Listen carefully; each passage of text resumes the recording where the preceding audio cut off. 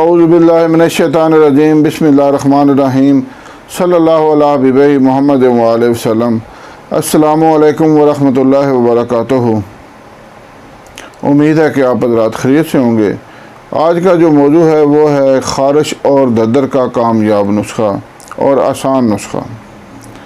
چونکہ یہ مرض آج کل بہت عام ہو گیا ہے تو اس بارے میں بہت سے لوگوں نے فرمائش کی کہ حکیم صاحب ہمیں اس کا کوئی کامیاب اور آسان نسخہ بتائیں تاکہ ہم اس کا گھر میں ہی علاج کر سکیں اور ہم اس مرض سے نجات پا سکیں۔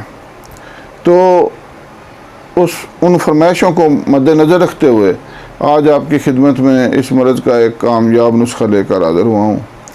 تو اس سے پہلے آپ سے گزارش ہے کہ چینل کو سبسکرائب کریں تاکہ آنے والی ہر ویڈیو آپ کو بر وقت مل سکے۔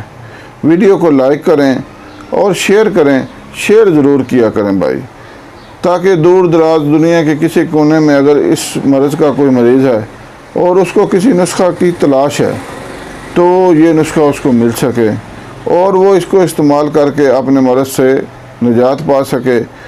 میرے اور آپ کے لیے صدقہ جاریہ ہو جائے گا۔ تو بھائی سب سے پہلے گزارش ہے کہ ہم اپنے اعمال کو درست کریں، میں اور آپ ہم اپنے اعمال کو درست کریں تاکہ ہم ان امراض سے بچ سکیں۔ ایک بہت بڑے مذہبی اسکالر جن کا میں مضمون پڑھ رہا تھا، انہوں نے فرمایا کہ بیماری سب سے پہلے روح پر آتی ہے۔ بندے کی روح سب سے پہلے بیمار ہوتی ہے اور روح سے بیماری جسم پر منتقل ہوتی ہے۔ تو بھائی ہم اپنی روح کو صحت مند رکھیں۔ اور روح کس چیز سے صحت مند ہوگی؟ روح اللہ اور اس کے رسول کے احکامات سے صحت مند ہوگی۔ جس طرح جسم مٹی سے بنا ہے، اس کی غذا مٹی سے نکلتی ہے، اس طرح روح آسمان سے آئی ہے تو اس کی غذا بھی آسمان سے ہی آئی ہے، اور وہ ہے نماز، روزہ، دوسروں کے حق حقوق کا خیال رکھنا۔ تو بہرحال ویڈیو لمبی ہو جاتی ہے تو آپ نسخہ سماعت فرما لیں۔ انتہائی آسان اور سادہ نسخہ ہے، بنانے میں انتہائی آسان ہے اور استعمال کرنے میں بھی انتہائی آسان ہے اور فوائد کے لحاظ سے بہت بہترین چیز ہے۔ آپ نے کرنا اس طرح ہے کہ 2 چیزیں لینی ہیں صرف۔ ایک کھارا سوڈا 10 گرام عام دکانوں پر دستیاب ہے، اور دوسری چیز ہے ویزلین۔ ویزلین لینی ہے آپ نے 50 گرام۔